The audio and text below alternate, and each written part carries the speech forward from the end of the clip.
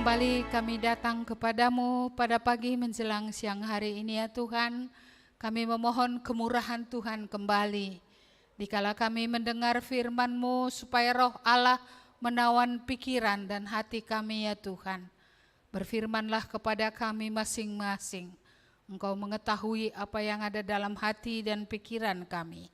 Kami berdoa Tuhan sebagaimana firman-Mu katakan. Bahwa firman-Mu itu seperti pedang bermata dua yang dapat memisahkan apa yang dari roh dan apa yang dari diri kami. Kami berdoa supaya roh Allah lah membuat jelas. Berkatilah kami semua Bapa, berkatilah hamba-Mu yang menyampaikan firman-Mu. Berkati seluruh umat-Mu ya Tuhan. Dalam nama Tuhan Yesus kami berdoa. Amin. Silahkan duduk Bapak Ibu. Iya. Kita bersyukur ini minggu pertama kita boleh bersama-sama, walaupun saya melihat masih banyak kursi yang kosong, mungkin tidak membaca pengumuman atau mungkin takut masih untuk datang, nggak tahu yang mana ya, tapi tidak apa-apa. Jadi mulai minggu ini kalau nggak ada nanti pemberitahuan selanjutnya, berarti kita tetap ibadah onsite, ya. Saya tadi cek sebentar Zoom, cukup banyak juga jemaat kita sekarang yang di luar kota. Ya, jadi kalau gitu kita tidak mematikan Zoom dan YouTube. YouTube itu juga saya rasa penting supaya bisa kita ulang lagi firman Tuhan yang sudah kita dengar di sini ya. Bisa lihat di situ. Ya, hari ini firman Tuhan kita akan dengar dari Lukas pasal 16. Hanya 3 ayat saja. Ayat yang ke-10 sampai ayat yang ke-12. Lukas 16 ayat yang ke-10 sampai ayat yang ke-12.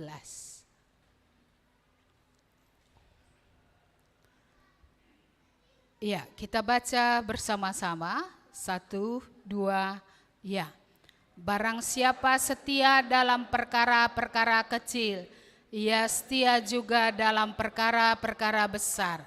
Dan barang siapa tidak benar dalam perkara-perkara kecil, ia tidak benar juga dalam perkara-perkara besar. Jadi, jikalau kamu tidak setia dalam hal mamon yang tidak jujur, siapakah yang akan mempercayakan kepadamu harta yang sesungguhnya? Dan jikalau kamu tidak setia dalam harta orang lain, siapakah yang akan menyerahkan hartamu sendiri kepadamu? Ya, sampai sedemikian jauh pembacaan firman Tuhan. Saudara-saudara, kalau saudara pernah ya, nggak dianjurkan sih untuk berhutang ke bank, tapi siapa tahu pernah meminjam dari bank gitu ya. Ya, jadi kalau saudara mau meminjam lagi, orang bank akan cari track record saudara, kan gitu ya. Apakah orang ini membayar tepat waktu? Apakah dia beres dalam pengembalian ya apa yang dia pinjam dari bank itu. Jadi kalau track recordnya ternyata ya selama ini nggak membayar gitu ya, nggak beres, saya rasa mereka tidak akan beri. Betul enggak ya? Betul ya? Ya, mereka enggak beri. Kenapa? Ya, karena orang ini, nasabah ini bukan orang yang bisa trustworthy, tidak bisa dipercayai. Jadi pasti enggak akan dikasih lagi. Ya, tapi kalau dia setia selama ini gitu ya, ya saya rasa bank masih akan memberikan. Kalau dia meminta, ya, karena dia tahu orang ini adalah orang yang bisa dipercaya tadi ya, orang yang bertanggung jawab seperti itu. Saya heran ayat ini ditempatkan di tengah-tengah gitu ya. Kalau kita lihat ayat di atasnya, itu kan bercerita tentang seorang yang kaya, yang punya banyak harta. Sehingga dia mengangkat seorang manajer lah kita bilang, ya, untuk mengurus hartanya itu. Ya, dan dia mendapati manajernya ini tidak beres. Tidak beres ya. Jadi dia bermaksud untuk memecat manajer ini. Ya, mungkin entah diberitahukannya lebih dahulu sehingga manajer ini berpikir, bagaimana nanti aku ke depan kalau aku dipecat. Iya, saya membaca ini berulang-ulang gitu. Di mananya sih yang membuat ya orang ini dipuji gitu kan? Karena sebenarnya dia jahat. Bagaimana dia jahat? Iya kan? Dia dengan cerdik mengundang orang-orang yang berhutang kepada tuannya, kepada majikannya. Yang satu datang, oh kamu punya hutang berapa? Oh 100 galon minyak, gitulah contohnya kan. Ya oke, diskon 50%. Tulis di surat, sekarang hutang kamu tinggal 50 galon minyak. Waduh, kayak mana itu ya? Ya memang orang yang diskon 50% itu dia pasti senang, karena kalau 1 galon minyak berapa duitnya? 50 galon minyak loh diskonnya. Iya. Lalu ada lagi yang lain. Oh, berapa pikul gandum, berapa karung gandum?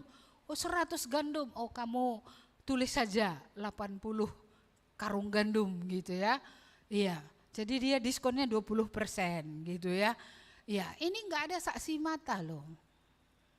Dan kalau ditelusuri suratnya itu, kan tadi disuruh bawa suratnya. Surat lama diambil oleh si manajer dan kepada nasabah ini diberikan surat baru. Iya. Jadi pembukuannya kan dia yang pegang. Jadi kita melihat di sini kalau di track gitu ya, nggak bisa nanti orang membuktikan bahwa dia salah. Iya. Jadi kalau begitu kan dia jahat sebenarnya. Tapi kenapa dia dipuji sebagai bendahara yang cerdik? Iya, yang membuat dia dipuji adalah dia memikirkan masa depan. Bukan soal caranya ini yang dia dipuji. Bukan berarti dengan begitu firman ini bolehlah berlakukan yang jahat untuk masa depan gitu, enggak boleh. Iya. Tetapi kecerdikannya ini, maka dikatakan orang-orang yang tidak mengenal Allah lebih cerdik dari orang-orang yang mengenal Allah. Iya, cerdik kali dia, entah bagaimana dibuatnya cara-caranya. Tapi yang disorot di sini ya adalah bukan soal bagaimana tadi dia buat caranya, tapi bagaimana pemikirannya, bahwa dia memikirkan tentang hari esok. Iya. Dia memikirkan hari esok, karena ketika dia pecat besok kan dia bisa datang ke tempat yang tadi diskon 50% itu, dan dia bisa cerita. Apa dia bilang? Aku sudah dipecat. Ya orang itu kan kasihan sama dia kan. Seperti itu. Iya. Jadi kalau gitu, bolehkah orang berlaku seperti bendahara ini dalam bisnis yang dia lakukan? Ya tentu tidak boleh. Karena ini bukan cara yang benar. Tapi dalam hal mindset akan the future gitu ya, akan hari esok dia benar-benar pikirkan, itu memang dia punya kelebihan, bahwa dia memikirkan hari esok. Iya, dan diapit di belakang dengan ya, tidak boleh orang memiliki dua tuan pada ayat 14 itu. Tidak boleh ada dua tuan. Kenapa? Ya, ayat 13. Karena kalau dia punya dua tuan, dia akan mengabdi kepada satu dan membenci yang lain. Ya, ini diapit dia di tengah-tengah. Apa kata firman Tuhan tadi? Barang siapa setia dalam perkara kecil, ia setia juga dalam perkara besar. Ada orang begini, gak usahlah dulu didik kali anak itu dari kecil, nanti kan besar dia berubah. Ini sering diucapkan oleh siapa? Orang tua ya. Ya, kira-kira kalau pada waktu kecil dia tidak setia, tidak dididik dengan benar, emang bisa ya ketika nanti dia besar dia akan bertanggung jawab? Enggak ya. Ya, walaupun setiap anak itu istimewa karena Tuhan yang ciptakan, setiap anak itu adalah unik ya, berbeda dari yang lain. Anak juga kita percayai, tapi kita harus mengajari dia, mendidik dia. Iya, maka ketika dia kecil kita ajari ya apa yang menjadi tanggung jawab, hal-hal kecil yang bisa dia kerjakan. Ya, mulai dari kalau dia bermain kita suruh dia nanti memasukkan mainannya ke dalam tempat di mana penyimpanan daripada mainan itu. Begitu seharusnya ya. Karena kalau dari kecil dia diajar mengembalikan barang yang telah dia pakai, dia akan terbiasa nanti mengembalikan kepada tempatnya barang yang sudah dia pakai. Kalau itu tidak ada, nanti besar diambilnya aja barang, letaknya di mana-mana. Atau dipinjamnya milik orang lain, tak bertanggung jawab untuk mengembalikan. Kenapa? Karena dari kecil dia sudah biasa meros, suka-sukanya saja, ate-atenya saja. Iya, jadi perlu seperti itu ya, perlu dididik. Iya, ketika tambah besar dia kan, di mana letak sepatunya ditaruh, baju seragamnya pulang sekolah di mana digantung misalnya ya, tasnya di mana. Ya, lalu dalam hal uang juga anak-anak kecil itu kan perlu dididik dari memegang uang kecil. Ya kan, bagaimana kemudian nanti ya kalau dia nggak pandemi lagi, jajan sebelum pandemi ya kan, ya dikasih dia uang mingguan, gimana kira-kira dia membuatnya? Ya, bertambah besar SMP mungkin bisa kita kasih mingguan atau 2 minggu supaya kita mengajari dia mengelola mamon, mengelola uang, mengelola segala sesuatu. Dan kalau sudah SMA dia mungkin bisa kita kasih bulanan, tapi kita pantau ya bagaimana dia menggunakan itu. Ya, bukan berarti kalau kita pantau kita tidak bebas untuk menggunakan, bebas. Tetapi kita pantau dia. Jangan-jangan nanti ya pertengahan bulan udah uang ongkos ke sekolah pun habis. Berarti anak kita ini tidak terdidik. Nanti kalau kita lepaskan pun ini dalam hal uang nggak akan beres ini. Nggak akan beres. Iya, makanya kita yang dibesarkan di keluarga yang semraut, hari ini kan semraut juga. Iya kan? Ambil gelas, seolah-olah ada nanti pembantu kita yang ngangkat gelas itu. Siapa nanti ngangkat itu? Ya orang lain di rumah itu menjadi repot karena kita tidak terbiasa untuk setia. Kita tidak biasa dididik bertanggung jawab. Iya, ini kok seri keluarga ini berlanjut ya. Jadi keluarga ini kok kayak berlanjut. Ya, Sinode buat bulan keluarga bulan 7 pula itu. Jadi sampai bulan 7 kita nanti banyak tentang keluarga ini ya. Iya, jadi ini berlanjut ini. Jangan berpikir nanti kalau kasihan gitu ya. Kasihan jadi kasihan ini hasilnya kayak mana gitu.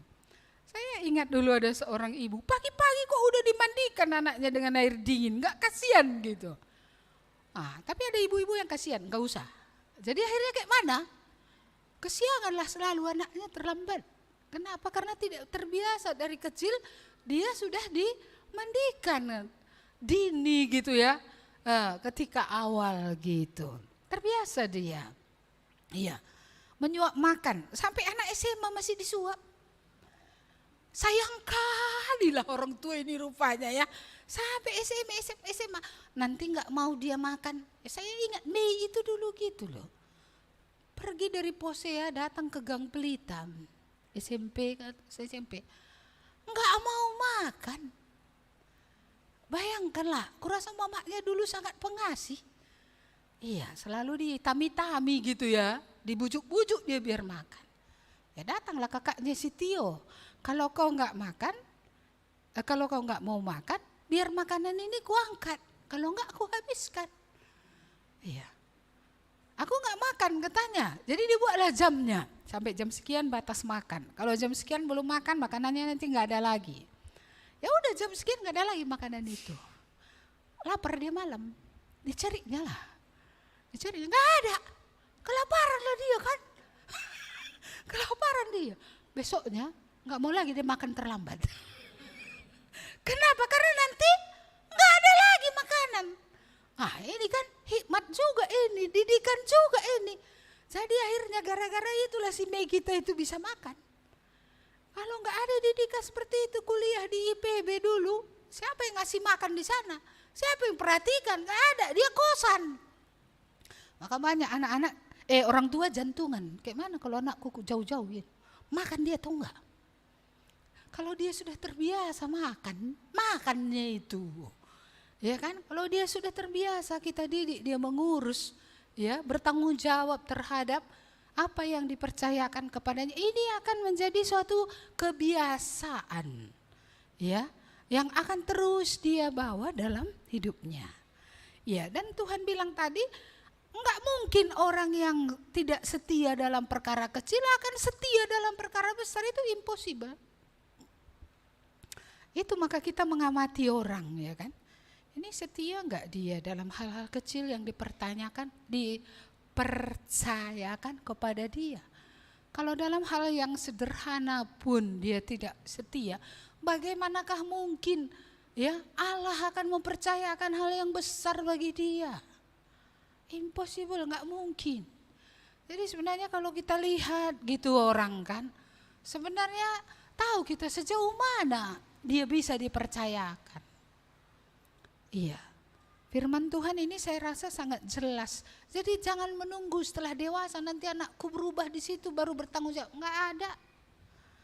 Jangan kamu keleng-keleng apa namanya, orang Karo bilang keleng jambe. Iya kan, keleng jambe itu kayak mana? Digule nanti ya kan, gak ada gunanya. Iya, jadi kasih itu kasih dalam kebenaran. Kasih itu dalam disiplin yang benar, tapi bukan pula kayak polisi, prit gitu, enggak gitu terus sih. Tapi bagaimana menanamkannya kepada anak ini, ya, supaya jangan nanti orang bilang, tahu firman Tuhan tanggung jawab, enggak ada. Tahu firman Tuhan, pinjam pulpen pun tak pernah kembali. Kalau pulpen enggak apa-apa ya. Kalau pulpen kalian enggak apa-apa lah. Tapi maksud saya yang lebih besar pun nanti enggak dikembalikan loh. Enggak dikembalikan. Saya pernah juga sedih waktu kita dulu sebelum pandemi kan sering masak. Iya, kan banyak alat apa masak dipakai. Alat masak gereja bagus loh. Iya. Kami setelah selesai orang membawa barangnya semua heran. Yang tinggal yang buruk. Loh, ini jemaatku kan, bukan jemaat orang lain. Sorry ya gak nuduh ini, karena aku juga gak tahu siapa itu. Tapi maksudku kok bisa dia gak kenal barangnya. Ya kan, yang punya kita kan, yang kita bawa pulang, masa punya orang lain karena lebih cantik ini aku bawa pulang, punya aku ditinggalkan. Oh itu kan dunia, itu kan orang yang tidak mengenal Allah. Iya, yang tak mengenal Allahnya kayak gitu. Masa udah mengenal Allah? Ya, atau pikiranku positif saja begini, mungkin bukan orangnya, entah anaknya yang ngambil, anaknya gak kenalnya barangnya. Jadi lain kali kalau gitu kayak mana? Foto barangnya. Foto gitu kan. Supaya tahu nanti yang diambil anak itu yang ini. Mungkin dia tidak bermaksud untuk mengambil yang lain. Tapi karena dia tidak tahu, oh ini bagus, ini diambilnya kan gitu ya. Bagus juga kalau dipoto. Jadi kalau suruh anak yang ngambil foto, ini fotonya anakku. Nanti kan kenalnya kan. Ini bukan rahasia ini ya. Bukan rahasia ini ya. Iya, tapi saya rasa orang benar itu setia mulai dari yang kecil. Iya, ini kan kecil ini. Barang kita yang dipakai ya, atau mungkin tadi kita entah masak sesuatu disuruh. Kan seringnya, bagi-bagi tugas. Kalian masak sayur ya berapa orang. Kalian masak nasi ya berapa orang. Oh kalian nanti masak ikan. Ya sekian orang gitu kan, masing-masing bawa pakai tempat. Kan gak mungkin bawa daun pisang. Pakai daun pisang, gak mungkin kan. Dibawalah pakai tempat gitu ya kan. Jadi setia dalam perkara-perkara yang kecil. Iya, kalau kita ke pesta, kita gak bawa kado, cocok gak kita bawa apa namanya itu cindera-cindera mata itu menurut kalian? Cocok enggak? Tapi kita hadir. Walaupun kita hanya hadir dan makan. Iya, kita tidak membawa apa-apa. Kira-kira souvenirnya itu cocok dibawa atau tidak? Ini hal kecil loh. Di manalah membedakan orang bertobat atau enggak bertobat ya? Iya. Ya ini bukan rahasia lagi. Kami kan menghadiri acara orang meninggal semalam. Kami sudah dari rumah udah ngisi gitu ya kan. Dimasukkan ke dalam plastik saja saya bilang makanan kami. Iya. Terus leong. Saya pikir gini, leong 3 kami kan dalam masukkan di satu plastik itu, leong. Saya pikir gini, ya tapi itu wajar saja juga karena kan itu campuran orang dari segala orang, bukan kumpulan orang percaya saja di situ. Yang tak percaya pun ada di situ. Jadi kalau tergeletak kan wajar saja. Pikir orang ini nggak ada yang punya gitu kan. Jadi diambil. Tapi rupanya semalam dimasukkan tempat minum saya di dalam. Ada tas kecil yang biasa saya bawa, ada tisu basah, tisu kering, handuk, ya, botol minuman saya yang diisi mineral gitu. Sekalianlah diangkat semua. Tapi syukurlah, pasnya dapat. Dapat, ada yang dapat ya di foto. Ya inikah yang dicari Lidna itu katanya, ya gitu ya kan. Ya jadi mereka, saya bilang kalau kalian dapat antarkanlah karena itu tas saya kemanapun saya pergi saya selalu bawa di situ tisu basah, tisu kering, handuk dan minuman. Iya kadang-kadang snack kecil seperti itu ya. Karena siapa tahu saya tak bisa makan makanan mereka, saya punya makanan sendiri. Entah itu pun misalnya hanya wortel atau timun, ya pokoknya ada something lah untuk dimakan seperti itu. Jadi saudara-saudara, setia dalam perkara kecil, ya. Jadi jika kita setia dalam perkara kecil, ini tema kita hari ini, apa yang akan terjadi? Iya, maka dipercayakan tadi kepada kita perkara-perkara yang besar. Iya. Jikalau kamu tidak setia dalam hal mamon yang tidak jujur. Mamon itu apa? Harta, uang. Kalau dalam hal uang kita tidak setia, ini kan uang harta duniawi. Bagaimanakah Tuhan akan mempercayakan kepada kita harta kekayaan yang sebenarnya, yaitu harta sorgawi? Iya. Jadi Tuhan melihat itu juga. Iya, Tuhan melihat itu. Bagaimana kita mengelola mamon uang ini tadi? Tuhan memperhatikan itu. Iya. Padahal ini sifatnya sementara. Yang sementara ini pun diperhatikan. Di sini pun kita perlu benar. Maka orang yang bekerja, ya bekerjalah dengan baik, setia kan gitu ya. Ini enggak kalau yang punya ada di situ kerjanya rajin. Ketika yang punya enggak di situ, orangnya pun ikut juga. Istirahat, enggak nampak lagi batang hidungnya. Entah di mana. Itu kerja gimana sih? Iya, saya kadang-kadang depresi. Melihat seperti itu gitu. Kan enggak mungkin kita awasi orang kerja 8 jam misalnya kan. Situ kita terus nengkreng gitu kan enggak mungkin. Iya, jadi kita belajar. Kalau Tuhan mempercayakan pekerjaan itu kerjakan dengan setia.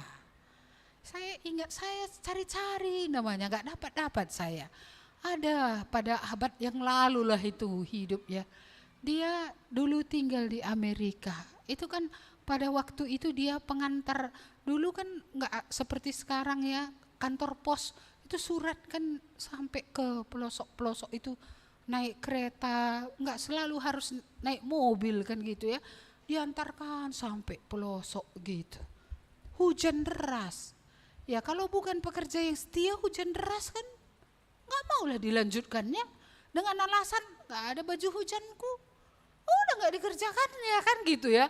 Tapi ini tadi si pengantar surat ini mengantarkan surat itu sampai ke desa. Padahal waktu itu rupanya surat itu surat yang penting yang harus segera dibalas, dan kalau terlambat nanti balasannya ya maka satu kerugian besar akan terjadi gitu.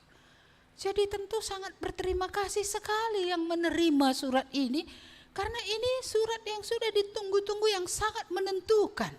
Ya, ini berakibat aset besar ya bisa diselamatkan atau aset itu tidak bisa diselamatkan seperti itu.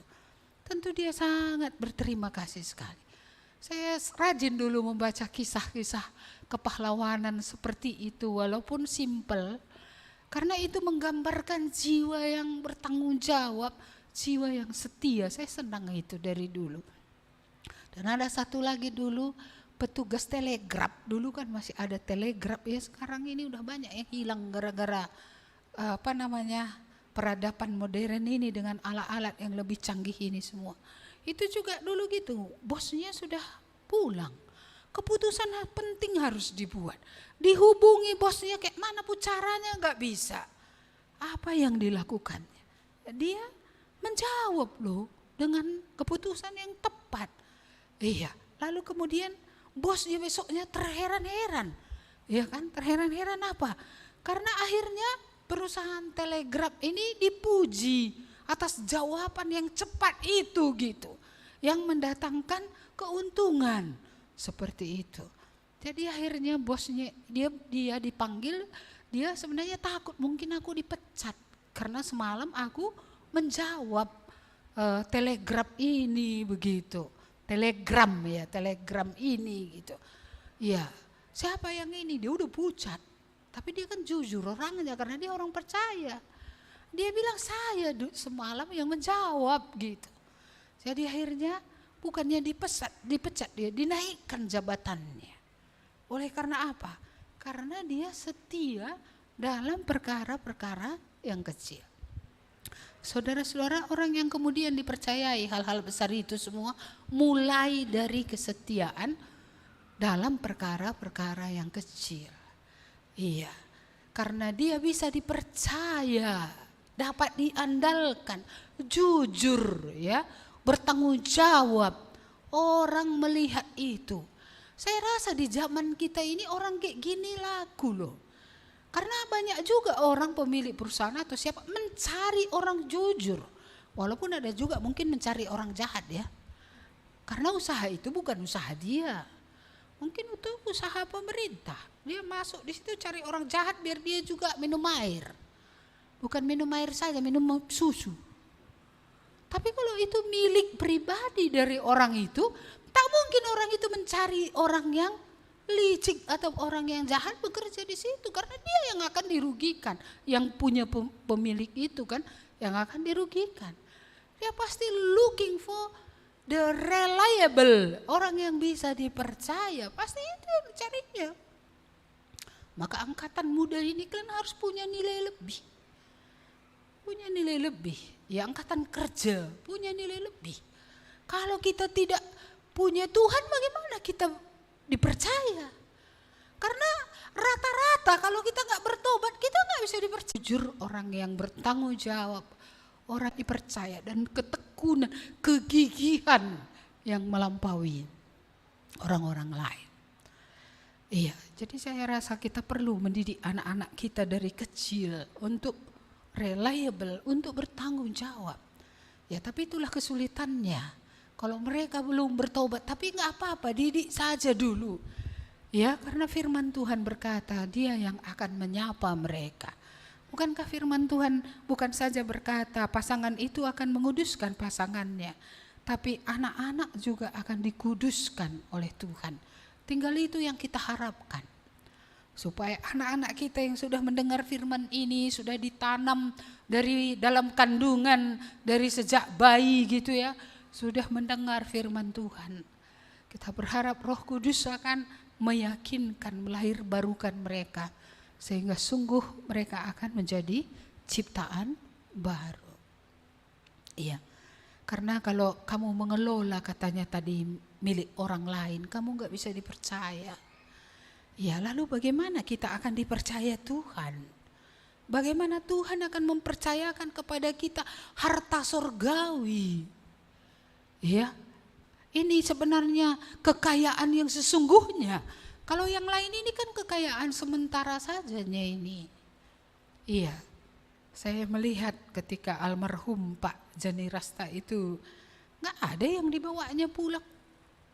Iya, dia meninggal usia muda ya, 54, diabetes komplikasi.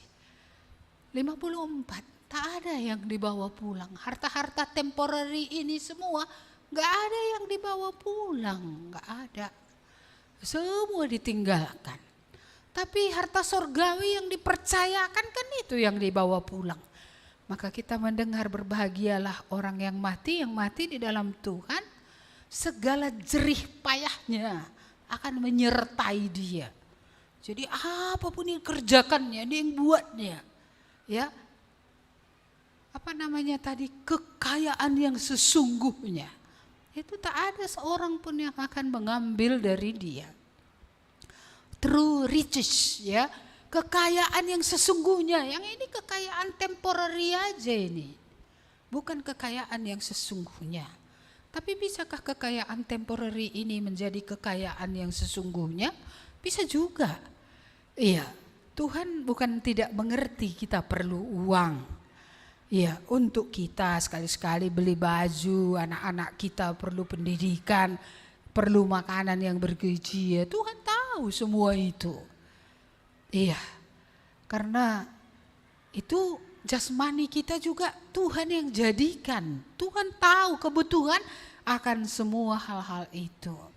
Tapi itu kan tidak berarti bahwa tidak ada bagian yang bisa kita berikan kepada Tuhan. Pasti ada. Iya. Itu hasil pergumulan dari masing-masing dan keluarga-keluarga. Ya, bagaimana mereka mengirim harta ke surga sebelum mereka tiba di sana.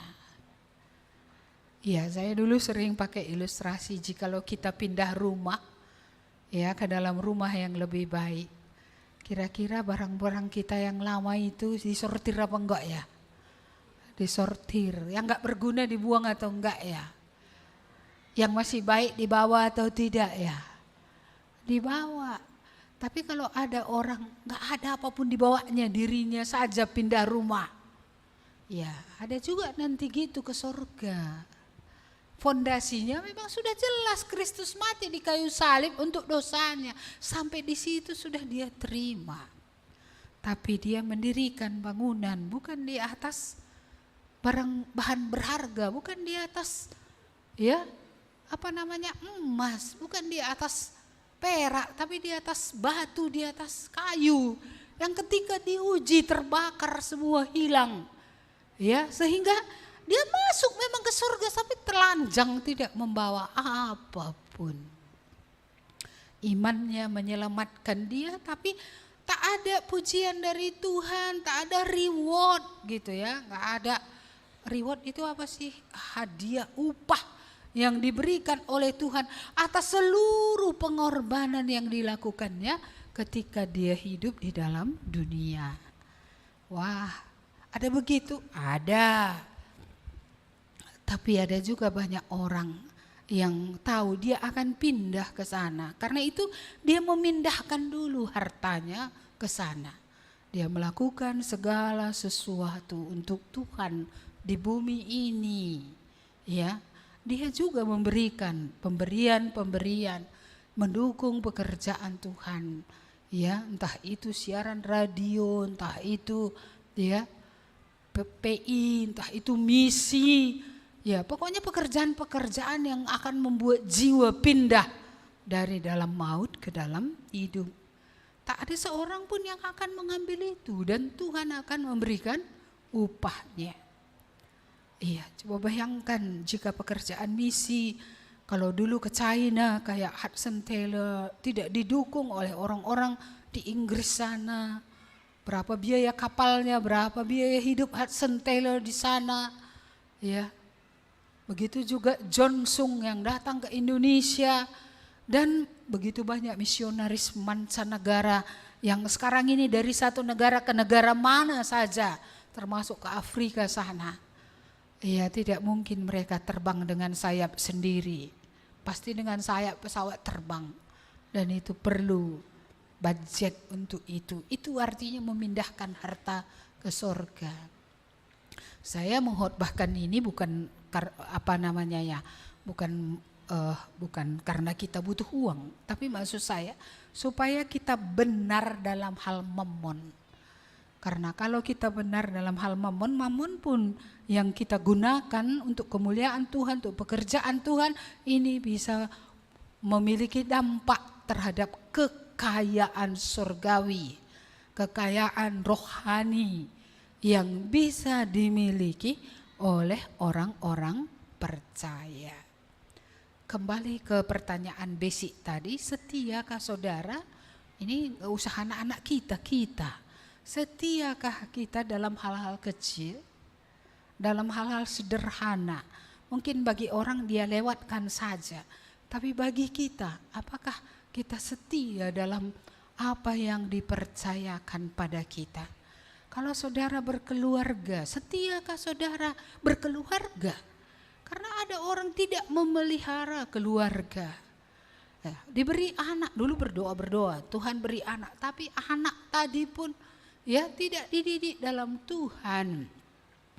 Berjanji di hadapan Tuhan, kami akan membawa anak ini sampai dia memiliki iman pribadi. Tidak sampai.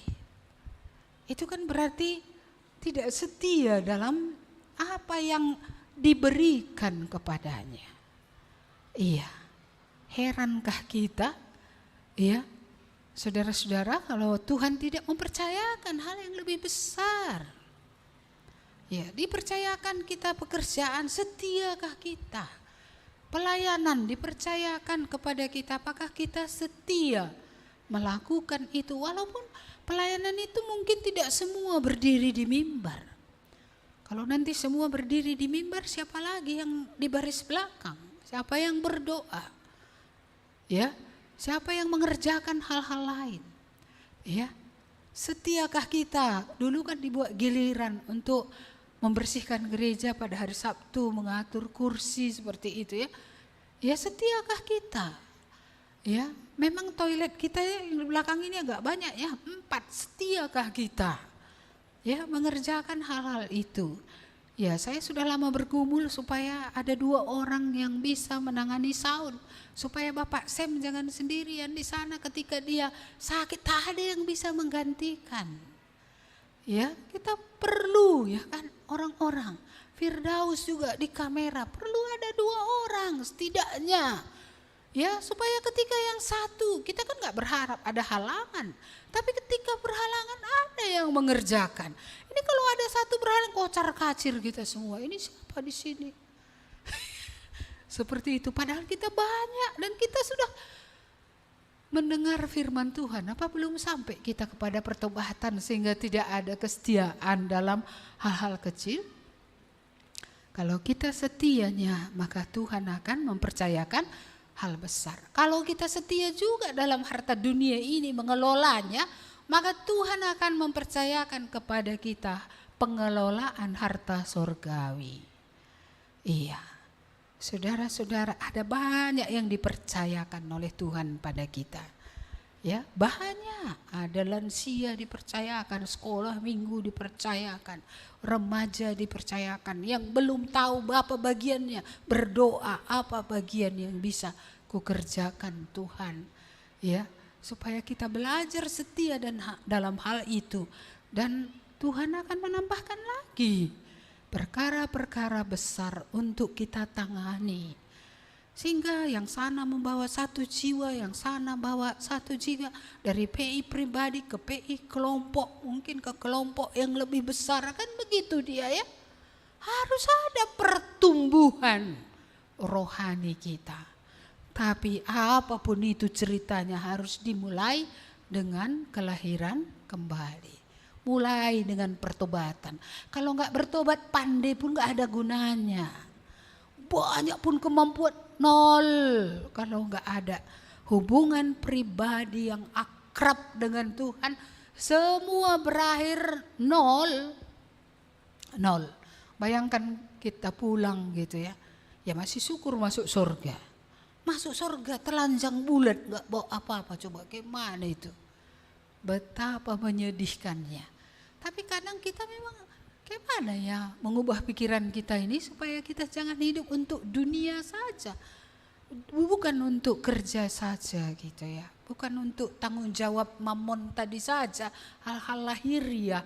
Tapi kita juga dipercayakan hal yang kekal. Hal yang kekal.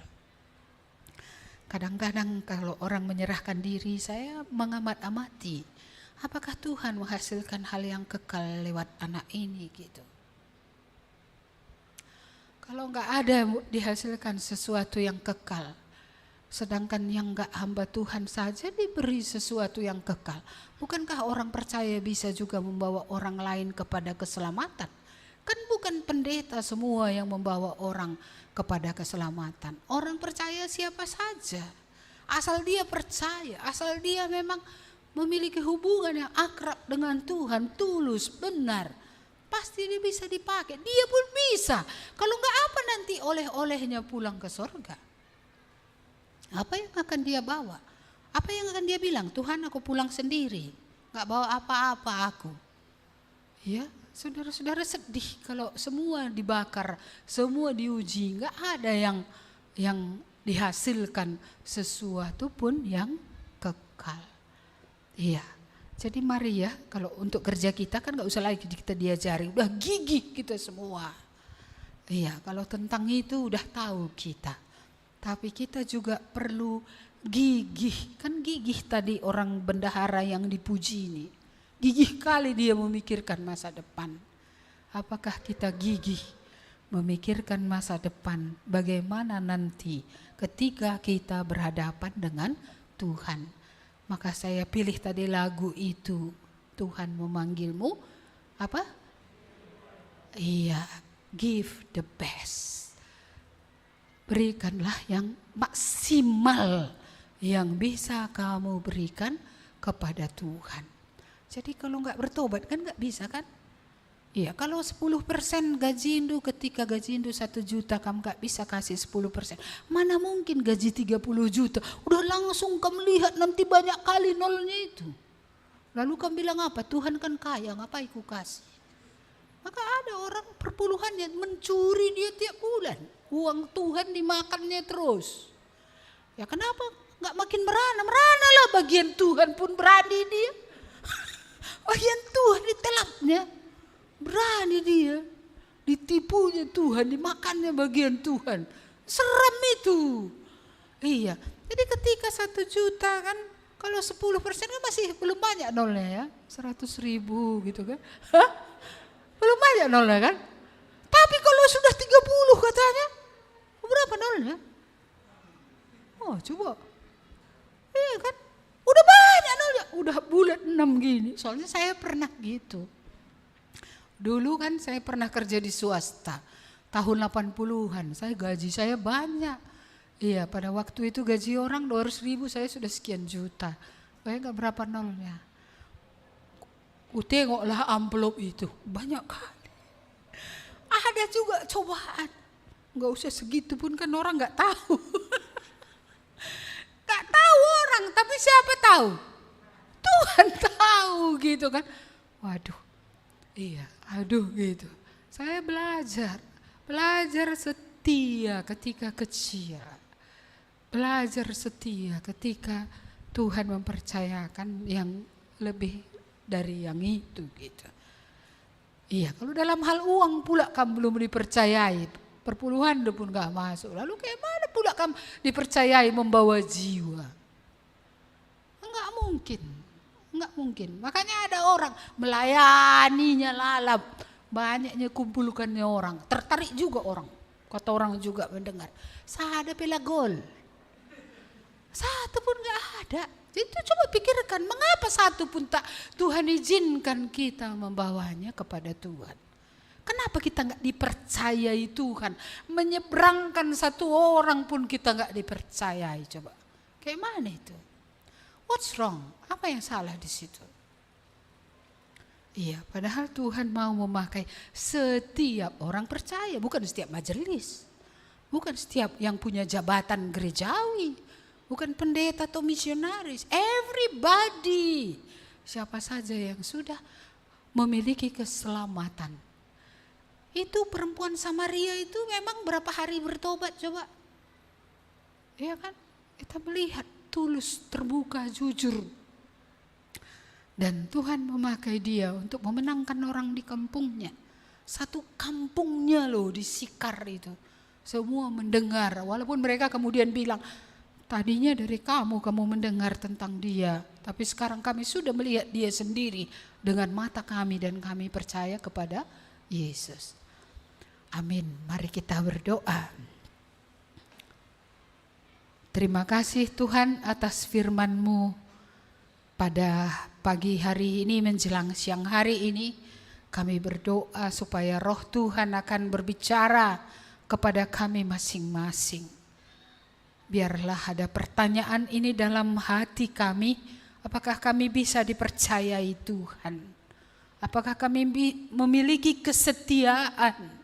Apakah kami memiliki kejujuran, kebenaran, rasa tanggung jawab dalam apa yang Tuhan percayakan dalam hidup ini, baik ketika berumah tangga, baik ketika diberi keturunan, baik ketika diberi pekerjaan, baik ketika dipercayakan berbagai-bagai yang lain dalam hidup kami, bahkan ketika kami dipercayakan juga berkat materi, bagaimana kami menggunakannya di hadapan-Mu ya Tuhan. Dan bagaimana kami memikirkan supaya ini punya dampak untuk kekekalan.